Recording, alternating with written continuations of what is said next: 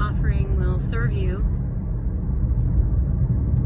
It seems we are at a real critical time on the planet, in consciousness, and our own individual personal life streams, our individual lives. If it hasn't become clear to you yet, it will, hopefully, that your external reality is a reflection of your inner world.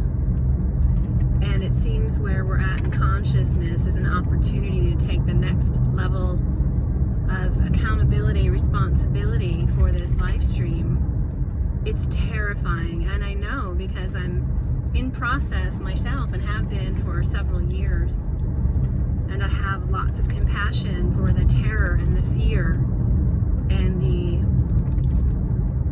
uncertainty of being asked to move forward and not understanding how the stepping or where the stepping is going to take you. Full faith, full surrender, like a baby bird being pushed out of the nest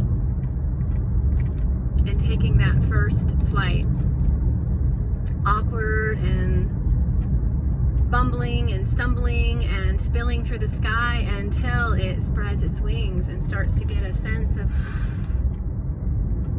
dominion, sovereignty over how the wind can carry it. We are being asked to integrate this spiritual knowledge that some of us have access to. I mean, we all have the potential, depending on how you've been programmed through your culture, through your family, through your nationalism, through your educational system, and certainly through your religion. We are being asked to tune in, to turn in, to understand the inherent wisdom in each of us, and to see how that might play out in this reality and creating the new, while these old structures are falling apart all around us. You see it. It's in the news. It's in your life. Disease, the disharmony, the chaos, the confusion, the scarcity, the judgment that most of us are holding against some other is the judgment we are holding against ourselves, mainly unconsciously. That's why a meditative practice is so paramount right now. That's why you spending time in nature is a full-on prescription that will at least help you ground a little bit more to gain some footing. We are being asked to integrate a lot of this ideology, the oneness, sovereignty, how the individual plays its part in the collective energetic field of reality.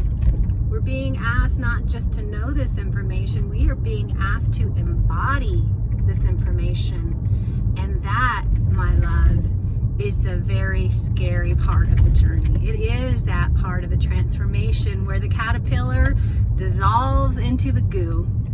And in that goo phase, you may have heard me say this before, the imaginal cells that are in that caterpillar spark, and it starts the process of that being becoming the butterfly. We are each in that depth of a transformational process, kind of understanding it, but not understanding how it's going to happen for each of us individually. And what's getting triggered is the core stuff. Your core stuff, my love, if you haven't noticed already, is being triggered through your health, through your relationships, through your work, through where you're living on the planet, through what you've inherited. There are wars across the globe, and there are wars inside. We only have dominion over what is here, and it's powerful. We can use the excuse of what's happening externally to not ever do the depth of work that's required to create a new earth, for this new way to emerge. And it will continue, it will result in continued suffering, for sure. We must give up our addictions to suffering, to holding on to the pain and sense of unworthiness and not enoughness. There are tools, there are strategies, there are modalities so many of them, it is time for each of us to take responsibility for our own lives, our own life stream, and to understand we are being initiated and we are being asked with a sincere heart to make changes, to allow the changes that are inherent in you. So to please stop fighting with yourself and to begin this integrative work, coming out of the head with the knowledge that you have and the wisdom and your intellect, and coming into your heart space, coming into your body, clearing the trauma that's been inherited from your culture, from intergenerational, to what trauma you have experienced in your own life. That trauma's got to get out of the system to make space for the new, to make space for the creative, to make space for what's possible. We can't hold both. We think we can. We think we're that crafty. Our ego would really love for us to be able to hold on to the past while embracing the future.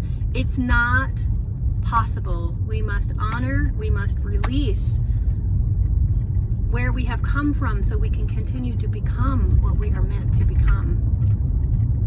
This is my prayer. This is my call out to those light warriors that are willing, that are ready, and just some ideas that might serve you in some context for what is actually at play on the planet and in your own life right now.